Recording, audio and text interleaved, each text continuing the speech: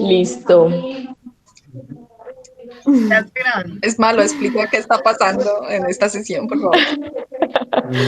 Ah, Nos sí. vamos a Es reunir más, después de como 3 sesiones sin hacer actividades. Activamente, pues como del club de lectura, y estamos súper preocupados porque Danilo no aparece. Hernán tampoco aparece, pero no nos preocupa tanto porque sabemos que a veces se le olvida, pero Danilo no, ya, entonces estamos asustados. y además les voy a mostrar.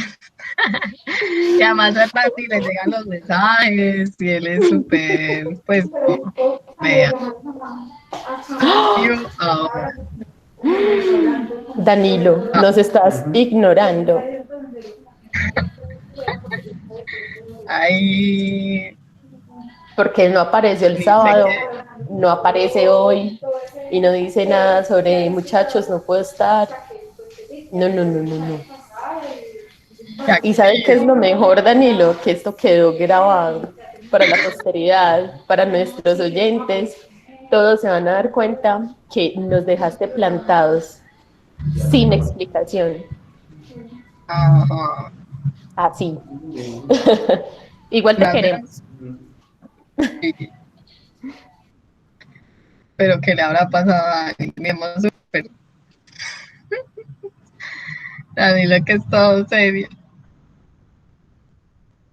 Y ya ahí molestando, está a quedar en la posteridad. La estalqueada va a quedar en la posteridad.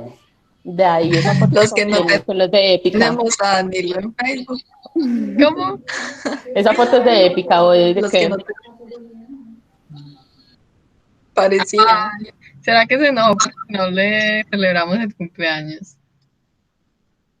Eso fue hace mucho. Y uno que iba a saber. ¿Cuándo fue? Ah, el 18. Ah, mm, No fue quién hace sabe. tanto. Pero bueno, eres bienvenido cuando quieras volver. Las puertas están abiertas para ti. Ah, sí, eso era Tenemos épica. mucho que agradecer. Sí, y esta sesión, como dice Esteban, es en honor a Danilo. A Danilo. ¿Danilo qué? Danilo González Díaz.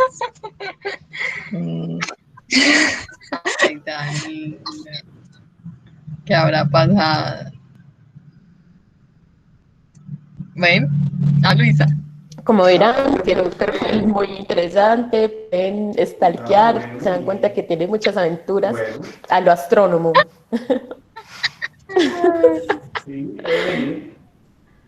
Empecemos. Y Ah, bueno,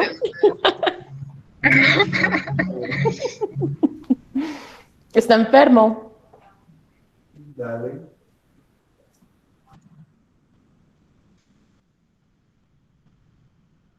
Bueno, ahora sí, entrando en materia.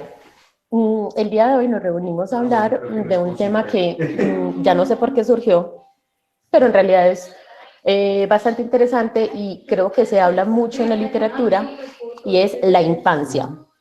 Pero bueno, o sea, la infancia en realidad abarca un momento específico entre ser niño y estar casi adolescente, pues antecitos de eso, pero vamos a tomar como literatura desde los más niños hasta más o menos adolescencia, ¿cierto? ¿Qué vamos a hacer?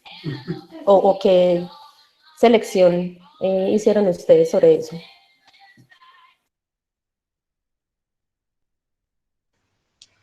no, creo que no, no me fijé. Bueno, yo realmente solo traje una cosa y creo que es un niños muy pequeños, me imagino yo, por ahí 5 años, pero creo que el tema abarcaba, sí, por ahí hasta cuando uno deja de sentir que es niño, no sé qué edad, los 12 años, o no sé. Por aquí dice en Google que un infante es toda persona menor de 18 años, según un estamento de la ONU escrito en 1989. O sea que podemos contar historias de cualquiera, porque si es hasta los 18, pues todo el mundo cae en esto de la infancia.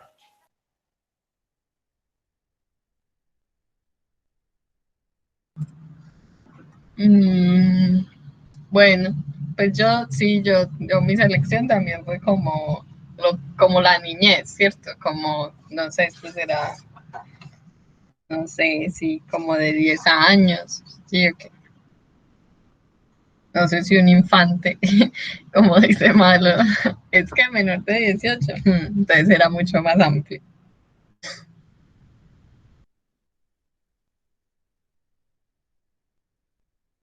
Bueno, pues si quieren yo empiezo con unas cositas que Esteban tenía, pero me dijo que las leyera porque él no puede hablar, porque está en un cuarto con otros señores. Los despierta. Entonces, pero no sé, ¿estás ahí, Esteban? Voy a leer tus cositas. No, dijo que no nos escuchaba bien. Ah, bueno, ya va a leer una cosita de las que él mandó. A ver. Mm, mm, mm.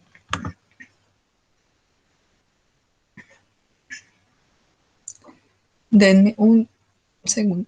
Minuto.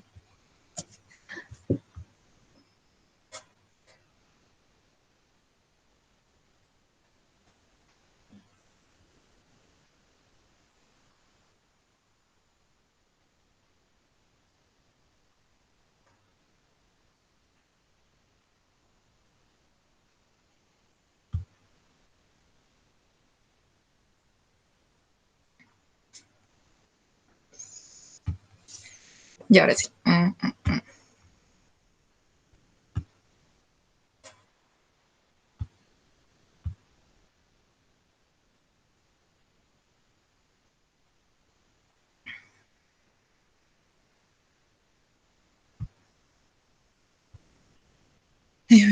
Esto es de, de Jairo Aníbal Niño. Creo que me dijiste. Esteban, confirma, por favor, que no tiene nombre.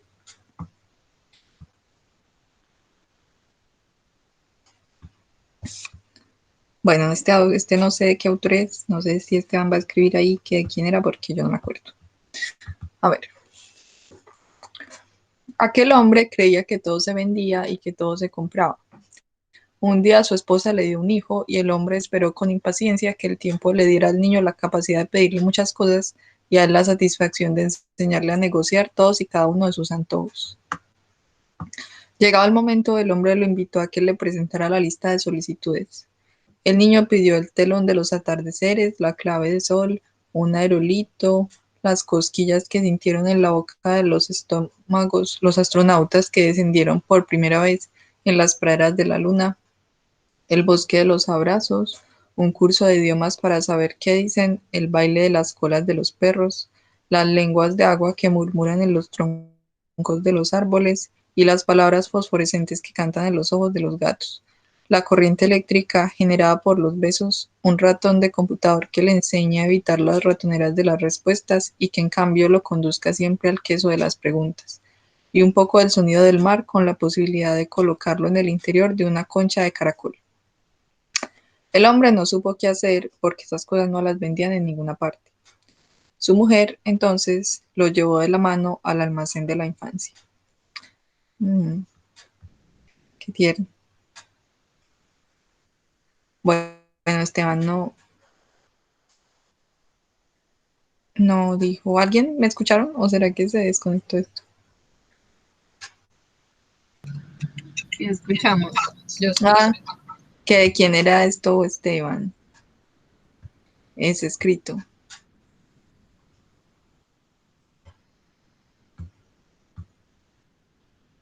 Bueno, sí, ya. ¿Alguien más quiere leer? Ah, sí, era de Aníbal. Bueno, yo les voy a leer un pedacito del el principio del cuento de Bolaño que se llama Vida de Anne Moore. No lo encontré rápido, entonces lo voy a leer así a la guachapanga. Lo siento. Si no se oye nada, me dicen. Es solo media página. Ah, no, una página y media. Bueno, eso es de Bolaño. El padre de Anne Moore luchó por la democracia en un barco hospital en el Pacífico desde 1943 hasta 1945. Su primera hija, Susan, nació mientras él navegaba por el mar de Filipinas, poco antes de finalizar la Segunda Guerra Mundial. Después volvió a Chicago y en 1948 nació Anne. Pero Chicago no le gustaba al Dr. Moore y 3 años más tarde se marchó junto con toda su familia a Great Falls, en el estado de Montana.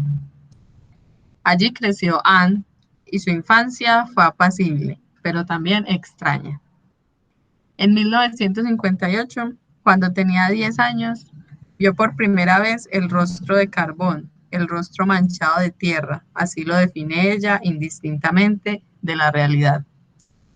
Su hermana tenía un novio llamado Fred, de 15 años. Un viernes, Fred llegó a casa de los Moore y dijo que sus padres se habían marchado de viaje. La madre de Anne dijo que no le parecía correcto dejar solo en casa a un chico que apenas era un adolescente.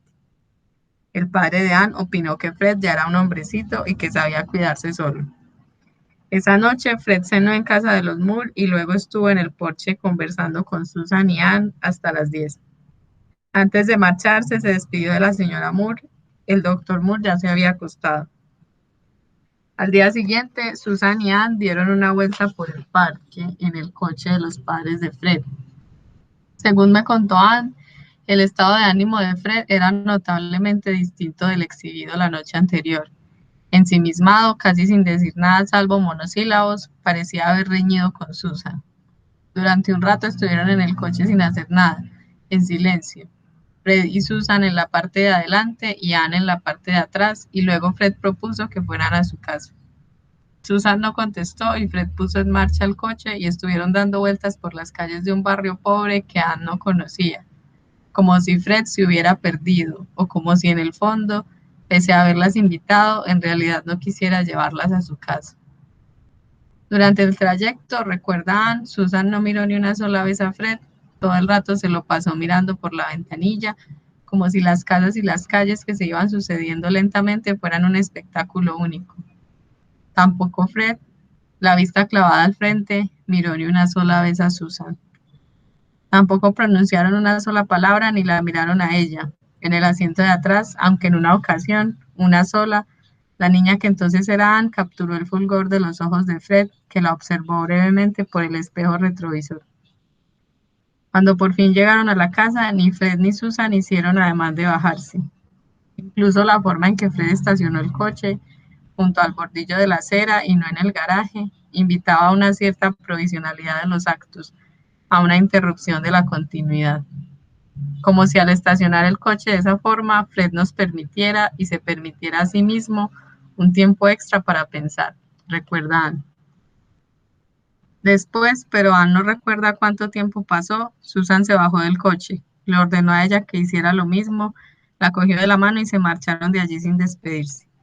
Cuando llevaban varios metros de distancia, Anne se volvió y vio la nuca de Fred, en el mismo lugar, sentado al volante como si aún estuviera conduciendo, la vista fija al frente, dice Anne, aunque puede que entonces tuviera los ojos cerrados o puede que los tuviera entornados o que mirara al suelo o que estuviera llorando. Volvieron a casa caminando y Susan, pese a sus preguntas, no le quiso dar ninguna explicación de su actitud. Esa tarde a Anne no le hubiera extrañado ver aparecer a Fred en el jardín de su casa. En otras ocasiones había sido testigo de peleas entre este y su hermana mayor y el rencor nunca fue duradero. Pero Fred no apareció ese sábado, ni el domingo, y el lunes no fue a clases, según confesaría Susan más tarde. El miércoles la policía detuvo a Fred por conducir en estado de ebriedad en la parte baja de Great Falls. Después de ser interrogado, 2 policías fueron a su casa y encontraron a los padres muertos. La madre en el cuarto de baño y el padre en el garaje. El cadáver de este último estaba medio envolver en mantas y cartones, como si Fred pensara deshacerse de él en los próximos días. A raíz de este crimen, Susan, que al principio mantuvo una entereza notable, se derrumbó y durante varios años estuvo visitando psicólogos. Anne, por el contrario, siguió igual que siempre, aunque el incidente o la sombra del incidente resurgiría en el futuro de manera intermitente. Pero por el momento ni siquiera soñó con Fred, y si soñó, tuvo la cautela de olvidar el sueño apenas entraba en la vigilia. Eso era lo que les quería leer de Bolaño. Un crimen en la infancia. Así empieza ese cuento, es larguísimo, como que Bolaño quería hacer una novelita, pero ese principio a mí me marcó para siempre. El resto del cuento es muy normal.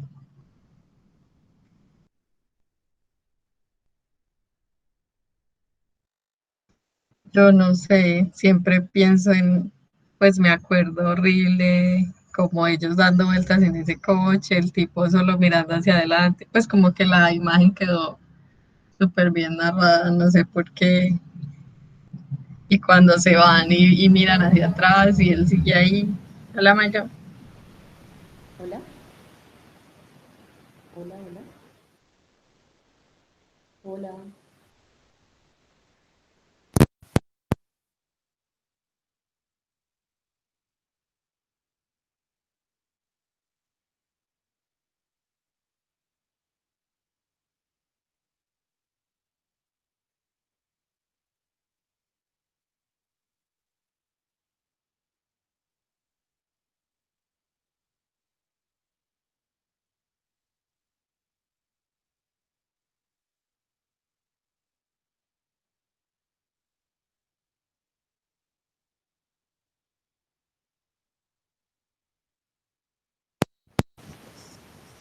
Aló.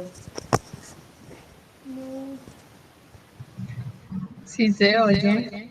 Ahora sí, o siempre se escuchó. Y ahorita también. Ay, sino que es que no mostraba que se estuviera reproduciendo. Entonces, Ah, bueno, bueno. denme un momentito que no estaba lista porque, como les digo, aparecieron de la nada los dueños del gato. Y yo ya me estaba haciendo es que con un gato. Le habíamos puesto un nombre súper cool. Se llama, pues le habíamos puesto Pucifer. Y bueno, sucedió que ya no está entre nosotros porque se lo llevaron. Ok. Y tenía un nombre horrible. Se llamaba Copito. Nada que ver con el nombre tan genial. Discúlpenme, por favor, ya estoy terminando de cargar esto. O si quiere, Mari, podría estarle leer otra cosita. Bueno, el caso es que yo hice una selección de un fragmento de un libro que leí cuando era pequeña, que se llama El Señor de los Ladrones. Pues ya lo abrí. Entonces les voy a compartir la pantalla.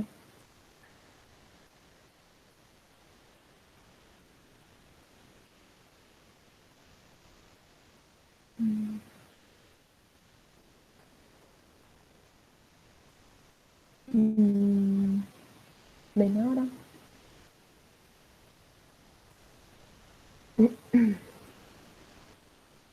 Listo, parece que sí.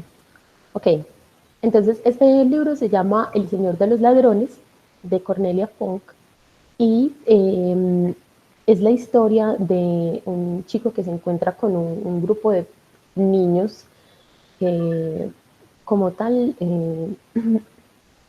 están buscando la posibilidad de nunca crecer. Pues es como una idea de nunca crecer, no, de antes dejar de ser niños rápidamente, porque la vida de niño es muy dura.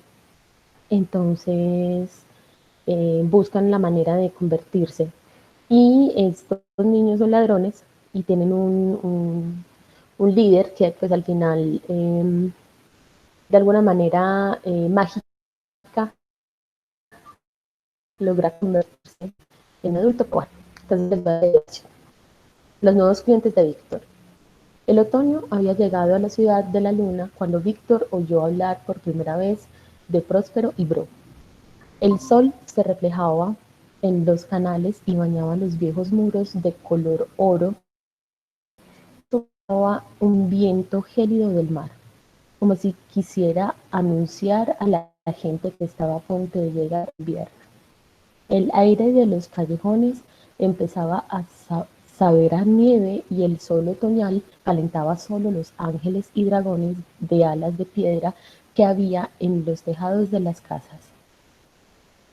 El apartamento en el que vivía y trabajaba Víctor se encontraba cerca de un canal, tanto en el agua bahía, tanto que el agua batía contra las paredes del edificio. A veces Víctor soñaba que la casa se hundía bajo las olas junto con toda la ciudad, que el mar se llevaba por delante el dique que unía Venecia con la tierra firme, como si fuera un cofre lleno de oro que pendía de un hilo que lo arrasaba todo, las casas, puentes, iglesias y palacios que los hombres habían construido con tanto descaro y cerca del agua. Sin embargo, la ciudad se mantenía en su sitio, sobre sus piernas de madera. Víctor se acercó a la ventana y miró a través del cristal lleno de polvo. Ningún otro lugar del mundo podía presumir de su belleza con tanta desvergüenza como la ciudad de la luna. La luz del sol iluminaba los chapiteles y los arcos, las cúpulas y los campanarios, a cada cual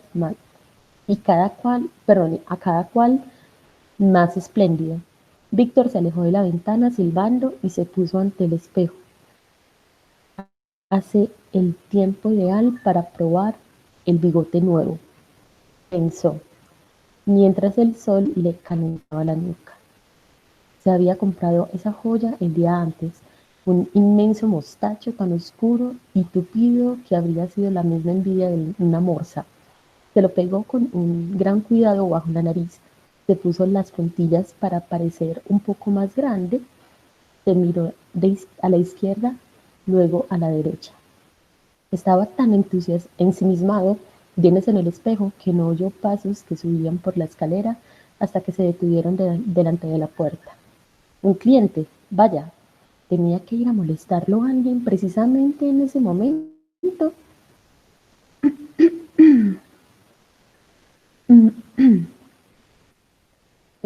Se sentó tras el escritorio con un suspiro. Detrás de la puerta se oía susurrar a alguien. Seguramente están admirando mi letrero, pensó él. Era negro, brillaba y tenía un nombre escrito con letras doradas. Víctor Ketz, detective. Pesquisas de todo tipo. Estaba escrito en 3 idiomas distintos, ya que a menudo iban a verlo clientes de otros países. Por la mañana había pulido el picaporte que había junto al cartel. Una cabeza de león con un aro de latón en la boca. ¿Qué esperan los de allá afuera?, pensó, y se puso a tamborilear con los dedos en el respaldo de la silla. Avanti, gritó. Se abrió la puerta y entraron un hombre y mujer a la oficina, que era a la vez su cuarto de estar. Parecían muy desconfiados, ya que miraron de arriba abajo los cactus, la colección de bigotes y barbas, el perchero y las gorras, los sombreros y las pelucas, el enorme mapa de la ciudad que había colgado en la pared y sobre la mesa, los leones alados que hacían de picaportes. Les ver hasta la parte pues, en la que los adultos hablan de los niños pues, que están perdidos, pues más o menos hasta aquí. Entonces dice, ¿habla inglés?, preguntó la mujer.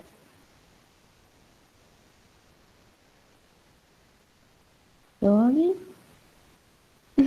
Ok, me copito. Ok. ¿Habla inglés?, preguntó la mujer, a pesar de que su italiano no sonaba mal. Por supuesto, respondió Víctor, e hizo un gesto para que se sentara en la silla que había delante de la mesa. Es mi lengua materna. ¿Qué puedo hacer por ustedes? La pareja se sentó a pensar, a pesar de sus dudas. El hombre cruzó los brazos con cara de mal humor y la mujer se quedó mirando el bigote de morsa que llevaba puesto. Ah, esto, solo es un accesorio de camuflaje viejo, aclaró, y se lo quitó. En mi trabajo es algo indispensable. ¿Qué puedo hacer por ustedes?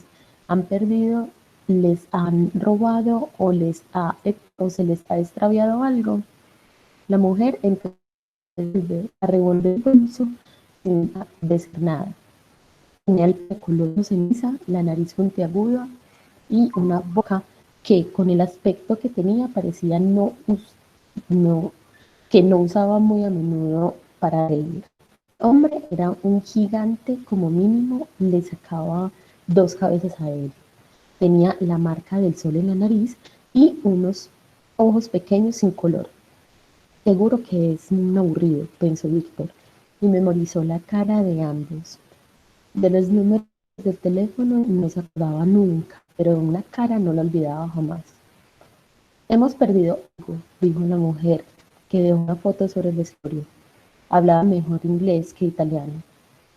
2 chicos miraban a Víctor, uno rubio y bajito, una con una gran sonrisa en la cara, y el otro mayor, serio y con el pelo oscuro. El más grande rodeaba al más pequeño, el pequeño con un brazo sobre el hombro como si quisiera protegerlo de todos los males del mundo. ¿Niños? El detective levantó la cabeza sorprendido. He tenido que buscar maletas, maridos, perros, iguanas, pero ustedes son los primeros que vienen a verme porque sus hijos se han perdido, señor y señora. Miramos a la espera de una respuesta. Hartley, Hartley, respondió Esther y Miss Hartley. No son nuestros hijos, declaró el hombre. La mujer de la nariz puntiaguda lo fulminó con la mirada. Próspero y Bonifacio son los hijos de mi hermana, que murió hace un tiempo, aclaró ella. Los educó por sí sola. Próspero ya tiene 12 años y Bo 5. Próspero y Bonifacio, murmuró Víctor. Qué nombres tan raros. Próspero no significa el feliz. El Esther Hartley frunció el ceño enfadada. Ah, sí, yo creo que son similares, por decirlo de una manera educada. Ana tenía predilección por todo lo singular. Cuando murió de forma repentina hace 3 meses, mi marido y yo solicitamos de inmediato la custodia de Bo porque no tenemos hijos. Por desgracia, nos era imposible quedarnos también con Próspero. Cualquier persona sensata lo entendería, pero él se lo tomó fatal y empezó a comportarse como un loco.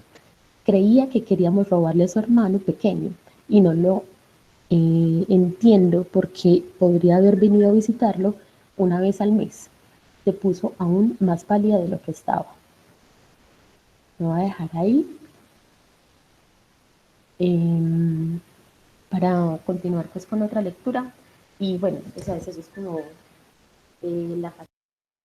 la fatalidad de los niños que son más fáciles de, ¿cómo decirlo?, de canjear que un ser humano mayor, ¿cierto? Entonces los niños tienen como este inconveniente y que es como una moneda cambiable y es muy triste.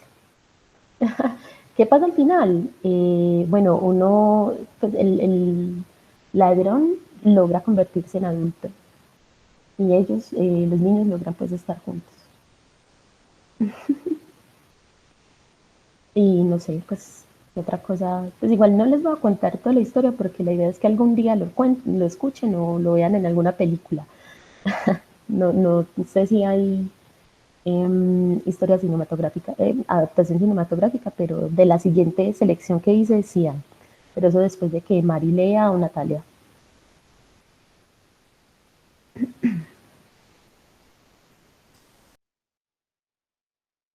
Bueno, yo voy a leer el que yo traje y ya al último leo otro que trajo Esteban, que es cortico.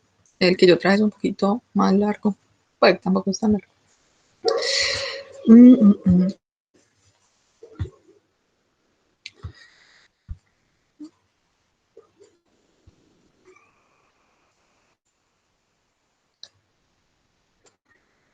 Mi internet está un poquito inestable, entonces si no me escuchan un pedazo o lo que sea, me avisan por audio, por favor. Esto es de un cuento de Silvino Campo Se llamaba la calle Sarandí. No tengo el recuerdo de otras tardes más que de esas tardes de otoño que han quedado presas tapándome las otras. Los jardines y las casas adquirían aspectos de mudanza. Había invisibles baúles flotando en el aire y presencias de forros blancos empezaban ya a nacer sobre los muebles oscuros de los cuartos. Solamente las casas más modestas se salvaban de las despedidas invernales. Eran tardes frescas y los últimos rayos del sol amarillo, de este mismo rosado amarillo, envolvían los árboles de la calle Sarandí, cuando yo era chica y me mandaban al almacén a comprar arroz, azúcar o sal. Esto más grande.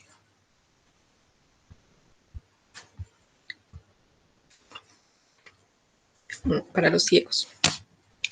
El miedo de perder algo me cerraba las manos herméticamente sobre las hojas que arrancaba de los cercos. Al cabo de un rato creía llevar un mensaje misterioso, una fortuna en esa hoja arrugada y con olor a pasto dentro del calor de mi mano. En la mitad del trayecto de la casa donde vivíamos al almacén, un hombre se asomaba, siempre en mangas de camisa, y decía palabras pegajosas, persiguiendo mis piernas desnudas con una ramita de sauce, de espantar mosquitos. Ese hombre formaba parte de las casas. Estaba siempre allí como un escalón o como una reja. A veces yo doblaba por otro camino dando una vuelta larguísima por el borde del río, pero las crecientes me impedían muchas veces pasar, y el camino directo se volvía inevitable. Mis hermanas eran 6. Algunas se fueron casando, otras se fueron muriendo de extrañas enfermedades. Después de vivir varios meses en cama, se levantaban como si fuera de un largo viaje entre bosques de espinas. Volvían demacradas y cubiertas de moretones muy azules. Mi salud me llenaba de obligaciones hacia ellas y hacia la casa. Los árboles de la calle Sarandí se cubrían de oleajes con el viento. El hombre asomado a la puerta de su casa escondía en el rostro torcido un invisible cuchillo que me hacía sonreírle de miedo y que me obligaba a pasar por la misma vereda de su casa con lentitud de pesadilla. Una tarde más oscura y más entrada en invierno que las otras, el hombre ya no estaba en el camino. De una de las ventanas surgió una voz enmascarada por la distancia, persiguiéndome. Ups. Ah. No me di vuelta, pero sentí que alguien me corría y que me agarraban del cuello dirigiendo mis pasos inmóviles adentro de una casa envuelta en humo y en telarañas grises. Había una cama de fierro en medio del cuarto y un despertador que marcaba las 5:30. El hombre estaba detrás de mí. La sombra que proyectaba se agrandaba sobre el piso, subía hasta el techo y terminaba en una cabeza chiquita envuelta en telarañas.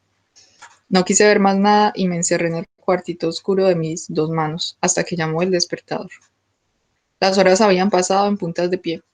Una respiración blanda de sueño invadía el silencio.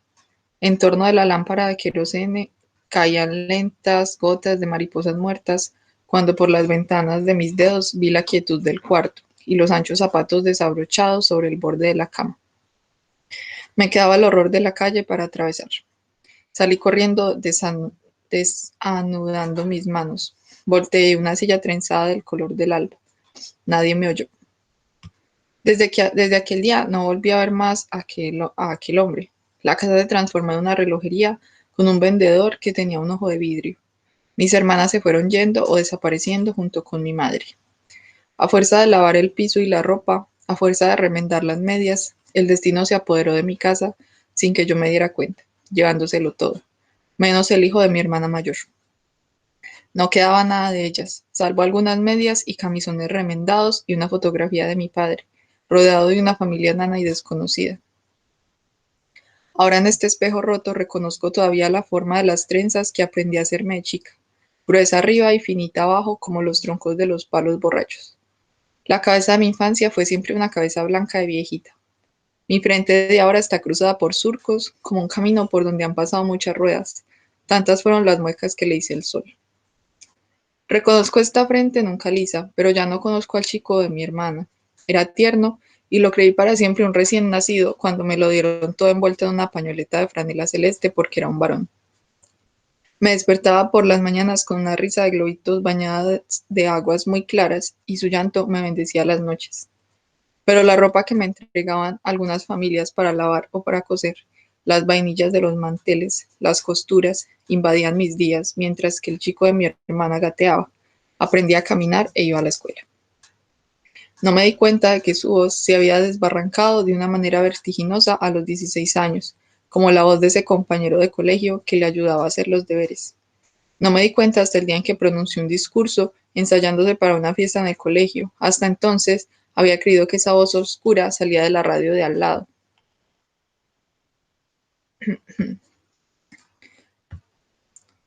¿Cuántas vainillas habré hecho? Vainillas de manteles y vainillas de bizcochuelo. Pues no puedo desperdiciar la oportunidad de cocinar algunos bizcochuelos o dulces para vender de vez en cuando. ¿Cuántos ruedos y dobladillos habré cocido? ¿Cuánta espuma blanca habré batido, lavando la ropa y los pisos? No quiero ver más nada. Este hijo que fue casi mío tiene la voz desconocida que brota de una radio. Estoy encerrada en el cuartito oscuro de mis manos y por la ventana de mis dedos veo los zapatos de un hombre en el borde de la cama. Ese hijo fue casi mío. Esa voz recitando un discurso político debe de ser, en la radio vecina, el hombre con la rama de sauce de espantar mosquitos. Y esa cuna vacía, tejida de fierro. Cierro las ventanas, aprieto mis ojos y veo azul, verde, rojo, amarillo, violeta, blanco, blanco. La espuma blanca, el azul. Así será la muerte cuando me arranque del cuartito de mis manos. Es muy triste. Y ya. No sé si alguien va a leer algo más y ahorita leo lo que trajo Esteban. Ah, bueno. Y malo.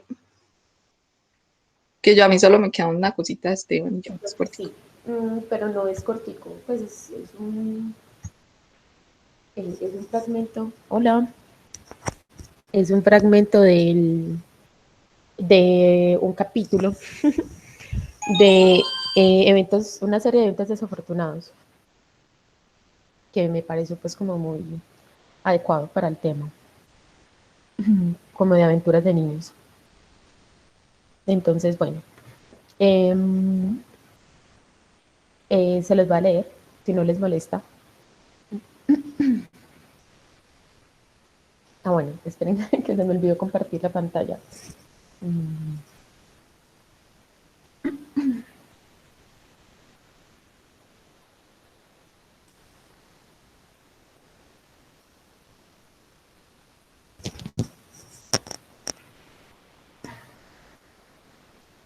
¿Cómo voy?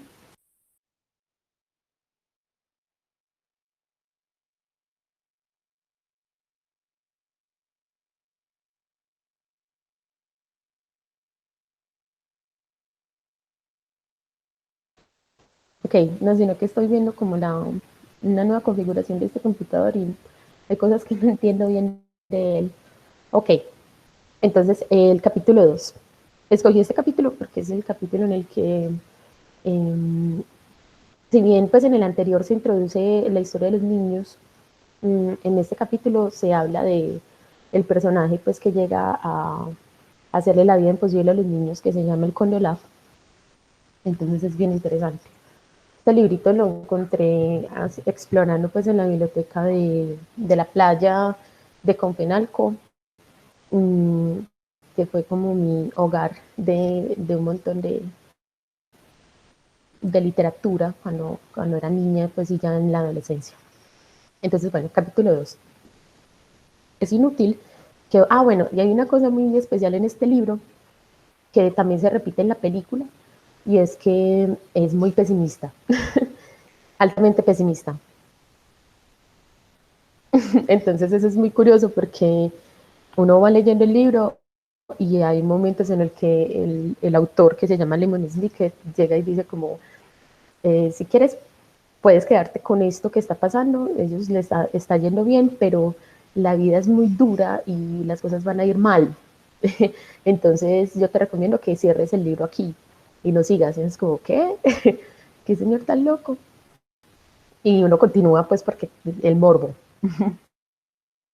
de ver qué le pasa a tres niños que son huérfanos en manos de un hombre que solo quiere su dinero. En fin, entonces, capítulo 2. Es inútil que os describa lo mal que se sintieron Violet, Klaus y Sonny al tiempo que siguió. El tiempo que siguió. Si habéis perdido a alguien muy importante para vosotros, ya sabéis lo que se siente. Y si nunca habéis perdido a nadie, no os lo podéis imaginar. Para los niños Baudelaire, claro, fue especialmente terrible, porque habían perdido a sus padres a la vez. Y durante varios días se sintieron tan desgraciados que apenas pudieron salir de la cama. Klaus casi perdió el interés por los libros. Los engranajes del inventivo cerebro de Violet parecieron detenerse. E incluso Sonny, que evidentemente era demasiado pequeña para entender de veras lo que ocurría, mordía las cosas con menos entusiasmo. Y claro, tampoco ayudaba lo más mínimo que hubiesen perdido también su casa y todas sus posesiones. Seguro que sabéis que cuando uno está en su propia habitación, en su propia cama, una situación triste puede mejorar un poco, pero las camas de los huérfanos Baudelaire se habían visto reducidas a escombros carbonizados. El señor Poe les había llevado a ver los restos de la mansión Baudelaire para comprobar si algo se había salvado, y fue terrible. El microscopio de Violet se había fundido por el calor del fuego. El bolígrafo favorito de Klaus se había convertido en cenizas, y todos los objetos movibles de Sonny se habían derretido. Los niños pudieron ver aquí y allí restos de la enorme mansión que habían amado, fragmentos de su piano de cola, una elegante botella donde el señor Baudelaire guardaba brandy, el chamuscado cojín del sillón junto a la ventana donde su madre le gustaba sentarse a leer.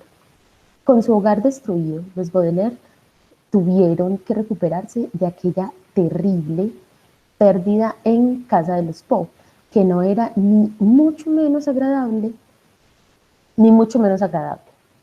El señor Poe casi nunca está en casa, porque andaba muy ocupado atendiendo los asuntos de los Baudelaire. Y cuando estaba, casi siempre tosía tanto que no podía mantener una conversación. La señora Poe compró para los huérfanos ropa de colores chillones y que además picaba.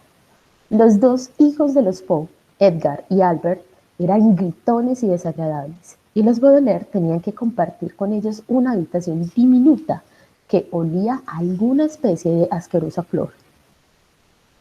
Pero a pesar de ese entorno, los niños tuvieron sentimientos encontrados cuando, durante una aburrida cena de pollo hervido, patatas hervidas y habichuelas escaldadas, la palabra escaldadas significa aquí hervida, el señor Poe anunció que iban a abandonar su casa a la mañana siguiente.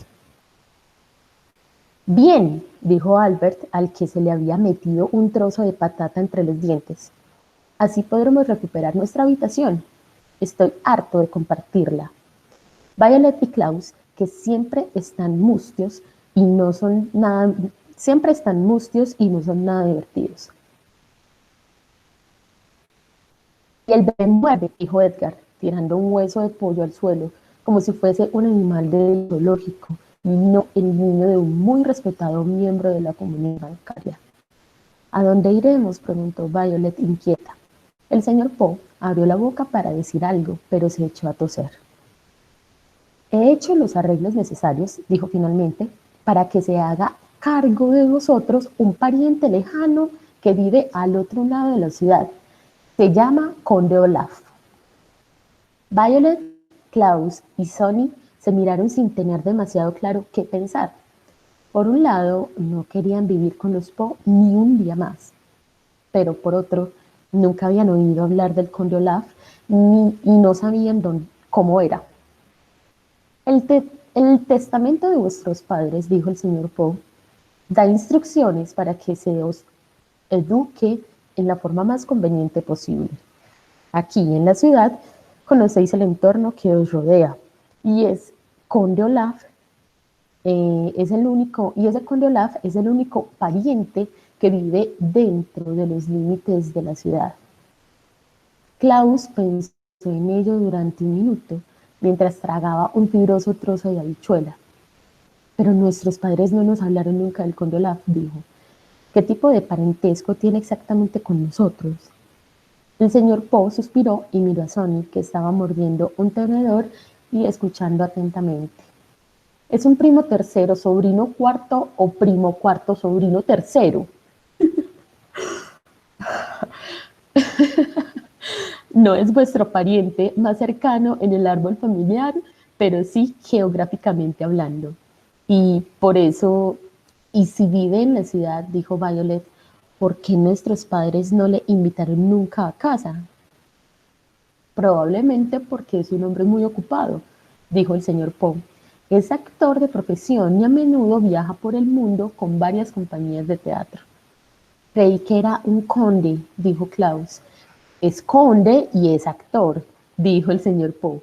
Bueno, no pretendo dar por finalizada la cena, pero tenéis que preparar vuestras cosas y yo tengo que regresar al banco a trabajar un poco más. Como vuestro nuevo tutor legal, también estoy muy ocupado. Los tres niños Baudelaire tenían muchas más preguntas para el señor Poe, pero este ya se había levantado de la mesa y con un leve movimiento de la mano salió de la habitación. Me oyeron toser en su pañuelo y la puerta de la entrada se cerró de golpe cuando salió de la casa. Bueno, dijo la señora Poe, será mejor que los tres empecéis a hacer el equipaje. Edgar, Albert, por favor, ayudadme a recoger la mesa. Los huérfanos Baudelaire se dirigieron al dormitorio y taciturnos recogieron sus pocas pertenencias. Klaus miraba con aversión todas las horribles camisas de que la señora Poe le había comprado. Las doblaba y las metía en una maletita. Violet paseó la mirada por la maloliente y estrecha habitación en la que habían estado viviendo. Y Sonny gateó solemne y mordió todos y cada uno de los zapatos de Edgar y Albert, dejando pequeñas marcas de sus dientes para que no la olvidasen. De vez en cuando, los chicos Baudelaire se miraban, pero su futuro se presentaba tan misterioso que no se les ocurría nada que decir. Cuando fue hora de acostarse, pasaron toda la noche dando vueltas en la cama y no durmieron apenas, desvelados por los fuertes ronquidos de Edgar y Albert y sus propias preocupaciones. Finalmente, el señor Poe llamó a la puerta y asomó la cabeza. Levantados Baudelaires, dijo, ha llegado la hora de irse a casa del conde Olaf. No sé si quieren que continúe o ya paramos ahí, porque igual no sé cuánto tiempo llevamos grabando y es ya como eso. Pues falta la mitad. ¿Ven esta barrita? Esta indica cuánto falta, pues cuánto tiempo falta. Dice que alrededor de 6 minutos, pero igual no sé si sigo, ¿no?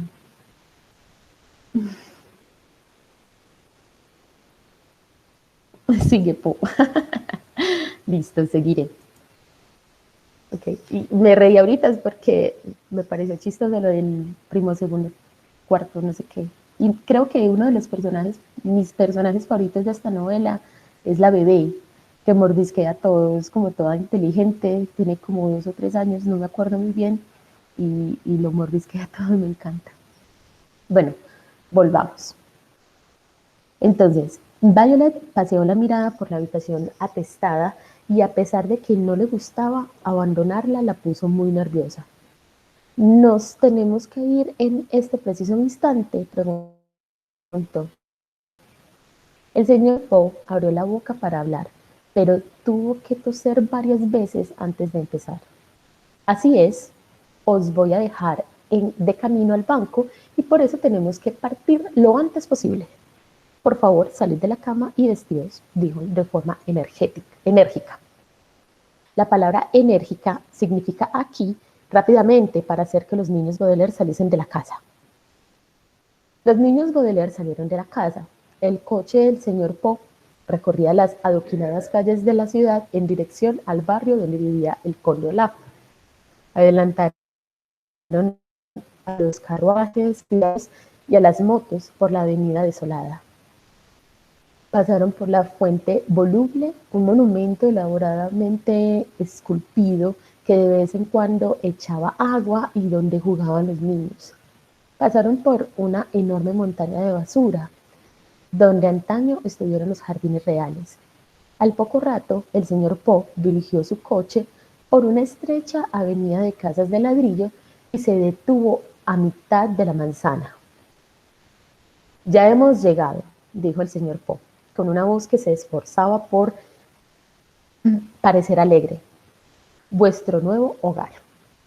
Los niños Baudelaire miraron al exterior y vieron la casa más bonita de la manzana, de toda la manzana. Los ladrillos habían sido limpiados a conciencia a través de las enormes ventanas abiertas. Se podía ver un surtido de plantas muy bien curtidas. De pie frente a la puerta de entrada, con la mano en el brillante pomo de matón, perdón, de pie frente a la puerta de entrada, con la mano en el brillante pomo de latón, había una mujer mayor, muy bien vestida, que sonreía a los niños. En una mano llevaba una maceta. «¡Hola!», gritó. «Vosotros debéis ser los niños del Conde Olaf que el Conde Olaf ha adoptado». Violet abrió la puerta del automóvil y salió para darle la mano a la mujer. Era cálida y firme, y por primera vez desde hacía mucho tiempo, Violet sintió como si, después de todo, su vida y la de sus hermanos fuesen por buen camino. «Sí», dijo, «sí lo somos. Yo soy Violet Baudelaire y estos son mi hermano Klaus y mi hermana Sunny.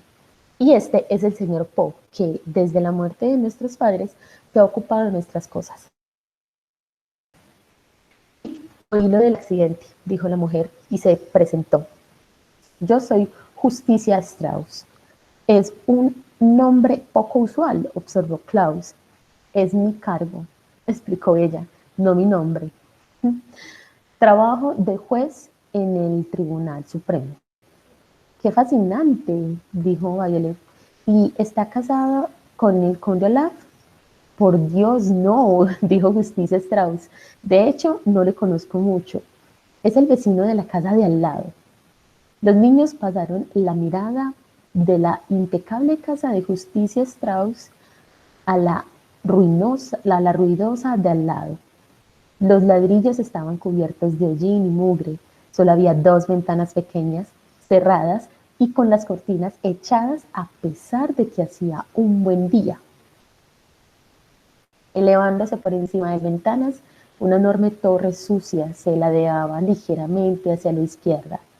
La puerta principal necesitaba una mano de pintura y tallada en medio de ella había la imagen de un ojo. Todo el edificio se ladeaba ligeramente como imposible. Dijo Sonny, y todos supieron lo que quería decir. Quería decir: «¡Qué lugar más terrible! No quiero vivir aquí ni un segundo». «Bueno, ha sido un placer conocerla», le dijo Violet a Justicia Strauss. «Sí», dijo Justicia Strauss señalando la maceta. «Quizá algún día podréis venir a mi casa a ayudarme con el jardín». «Será un placer», dijo Violet muy triste. Evidentemente sería un placer ayudar a Justicia Strauss con su jardín, pero Violet no podía evitar pensar que era mucho más placentero vivir en la casa de Justicia Strauss que en la del Conde Olaf. Se preguntaba qué clase de hombre tallaba la imagen de un ojo en su puerta. El señor Poe se tocó el sombrero para saludar a Justicia Strauss, que sonrió a los niños y desapareció en el interior de su bonita casa. Klaus avanzó y llamó a la puerta del Conde Olaf. Sus nudillos golpearon justo en medio del ojo tallado. Hubo una pausa y entonces la puerta se abrió con un chirrido y los niños vieron al Conde Olaf por primera vez. «Hola, hola, hola», dijo el Conde Olaf en un sibilante susurro. Era un hombre muy alto, muy delgado, vestido con un traje gris que tenía muchas manchas oscuras. No se había afeitado y en lugar de tener 2 cejas, como la mayoría de los seres humanos, tenía una sola, larguísima. Sus ojos eran muy, muy brillantes y le daban un aspecto hambriento y enfadado. «Hola niños, por favor entrad a vuestra nueva casa y limpiaos los pies fuera para que no entre barro». Cuando entraron a la casa, el señor Poe, detrás de ellos, Los huérfanos Baudelaire se dieron cuenta de lo ridículo de lo que acababa de decir el conde Olaf. La habitación en la que se encontraban era la más sucia que nunca habían visto y un poco de barro del exterior no habría cambiado nada. Incluso a la tenue luz de la única bombilla que colgaba en el techo, los tres niños pudieron ver que todo lo que había en aquella habitación estaba sucio, desde la cabeza disecada de un león clavado en la pared hasta el bol con manzanas mordisqueadas colocado encima de una mesa de madera. Klaus tuvo que hacer un esfuerzo para contener las lágrimas al mirar lo que le rodeaba. Parece que esta habitación necesita unos arreglillos, dijo el señor Poe, examinando la habitación a oscuras. Soy consciente de que mi humilde hogar no es tan lujoso como la mansión Baudelaire, dijo el conde Olaf, pero quizá con un poco de vuestro dinero lo podamos dejar algo más bonito. El señor Poe, sorprendido, abrió mucho los ojos y antes de empezar a hablar, sus toses retumbaron en la oscura habitación. La fortuna de los Baudelaire, dijo con aspereza, no será utilizada para tales empresas. De hecho, no será utilizada en absoluto hasta que Violet sea mayor de edad. El conde Olaf se giró hacia el señor Poe con un fulgor de perro enfurecido en los ojos. Por un instante, Violet pensó que iba a bofetear al señor Poe, pero tragó saliva. Los niños pudieron ver cómo su nuez recorría su delgada garganta y se encogió de hombros. De acuerdo, pues, dijo. A mí me da lo mismo. Muchas gracias, señor Poe, por haberlos traído aquí. Niños, ahora os voy a enseñar vuestra habitación. Adiós, Violet, Klaus y Son, dijo el señor Poe, mientras se dirigía a la puerta. Espero que aquí seáis muy felices. Os seguiré viendo de vez en cuando en el banco. Pero si ni siquiera sabemos dónde está el banco, dijo Klaus. Yo tengo un mapa de la ciudad, dijo el conde Olaf. Adiós, señor Poe. Dio un paso adelante para cerrar la puerta y los huérfanos Baudelaire estaban demasiado desesperados para dirigir una última mirada al señor Poe. Ahora los tres hubieran preferido quedarse en la casa del señor Poe, a pesar de que oliera mal. En lugar de mirar hacia la puerta, los huérfanos bajaron la mirada y vieron que el conde Olaf, aunque llevaba zapatos, no llevaba calcetines. Advirtieron que en el espacio de piel pálida que quedaba entre el dobladillo del pantalón deshilachado y el zapato negro, el conde Olaf tenía tatuada una imagen de un ojo en el tobillo, a juego con el ojo de la puerta principal. Se preguntaron cuántos ojos más habría en la casa y si para el resto de sus días tendrían la sensación de que el conde Olaf les observaba, incluso cuando no estuviera presente. Listo, ya, creo que me tomé todo el tiempo de la lectura, qué pena.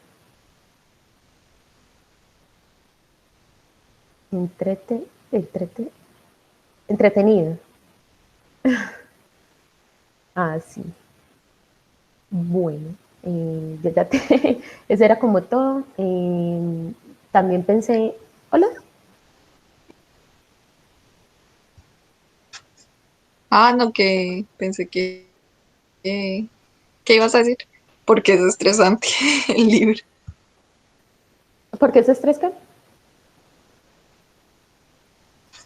Que Nata dijo que el libro es estresante. Ah, porque todo le sale mal.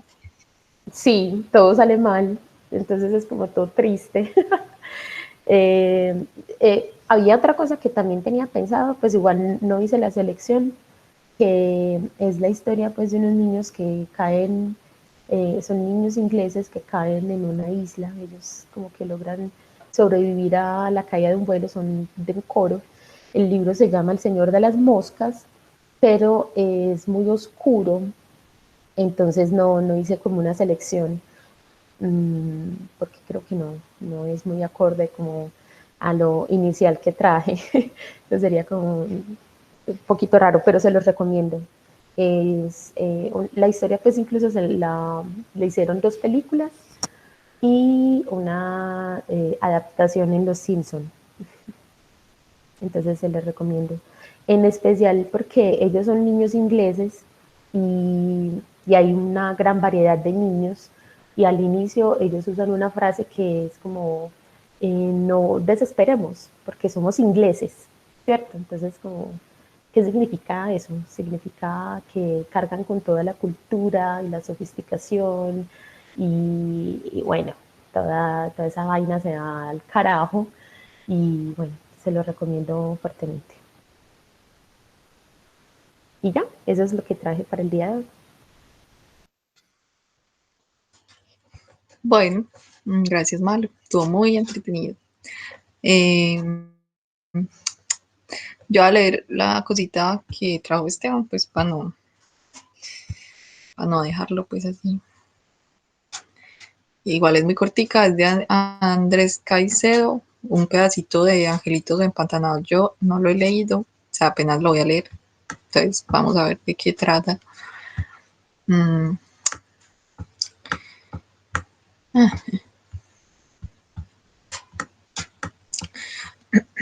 Poeta soy, así como soy loco. Lo único que me falta es tocar la guitarra eléctrica. Luego subimos a su cuarto. Nos encontramos a su mamá en el camino y hasta me saludó bien. Le dije permiso y seguí de la mano de Angelita. Su papá no estaba. Los diciembres son las cosechas de ají. Cuando entramos a su cuarto, ella anunció que me iba a dar un beso. Entonces yo la miré a los ojos y cuando al cabo de un tiempo, largo o corto, no lo sé, pude encontrar el norte y el caminito en el mar y el monte de sus ojos. Supe que lo que tenía que hacer antes de que ella me diera el beso era decirle puras palabras bonitas. Y fui y me senté en un rincón de su cuarto, lo más lejos que pudiera de ella. Y allí me puse a hacer memoria para juntar las palabras necesarias como para ir empezando, las que nos enseñaba el profesor Torres en primaria. Y comencé a decirle, pucha, yo sí tengo el micrófono, así. Eh. Sí, te Y estamos comencé, escuchando. ya, por un momento me dio como amnesia y pensé que no había aprendido el micrófono. Ya, comencé a decirle unicornio, salvavidas, pasto seco, valle mundo, penitencia, medicina, tren nocturno, mediodía, Nevada Smith, páramo, tránsito, tierra de desolación, niños que ven al hombre que camina y le gritan caminante, chota cabra, ojos que no ven, corazón que no siente, luna, racimo de lunas, rayito de luna, selva dormida, dolores y males sin nombre, reliquia de un mundo olvidado, condición de melancolía, oscuro y clarito, héroe sin gloria, kilómetros de distancia, abandono, voluntad, ciruelo, río Madeleine, Lady Madeleine. Estoy pensando que a Esteban le hubiera gustado mucho leer eso, pues porque siempre le gusta como leer cosas así. Bueno, pero creo que no le estoy haciendo mucha honra como él lo hubiera querido, pero bueno, ya. Siempre viva, máquina del tiempo, papalote, sombra, cría cuervos y te sacarán los ojos, memoria perdida, hacedor de estrellas, capitán sin barco, entierro prematuro, pradera y alborada y fuga de cadenas, lluvia, destierro, inquilino nuevo, epílogo, ícaro. ¿Dónde está? Globo, destinito, bruja, madrugada, dormidera, comilona, torre de marfil, masoquismo y frescura. Luego todo me fue saliendo facilito y fui haciéndole historias cuando las palabras en sí no contaban ya una historia. Le hablé de paraísos artificiales y luja, y del color de su pelo, de dos de mis dedos tocando su pelo, de que me gustaría coger y chuparle el pelo, de la casa de la colina, de familias enteras destruidas por una casa, de la primera vez que Irma la Dulce me llevó al campo, al cine, al mundo, me besó en la cara y me quitó sus besos. De la historia patria, de una vez que ganó América y la gente del Deportivo Cali alquiló policía para que echara bala, del ventanal de la bella Abigail Smith, de la luz que entra a mi casa, del beso que ella me daría cuando yo acabara de contarle todo esto. Te creo tan infalible, no me lleves a la ruina, ni que fueras mi alegría. Y cuando me cansé de hablar tanto, me quedé allí sentado, vuelto una picha. Entonces fue cuando vine a saber que el exceso de charla también produce angustia, que ya no necesitaba ir más al colegio, ni ponerme a estudiar álgebra ni historia, porque ya para qué más. Tal vez volverá a nacer. Si algún día se me ocurría escribir un poema o una novela de vampiros, sería inútil. Todo lo que tenía que decir Se lo había regalado ya a Angelita. Qué tierno. Y eso es todo. Chuparle el pelo, qué rico. Bueno, voy a tener presentación. Ya damos por terminada la sesión.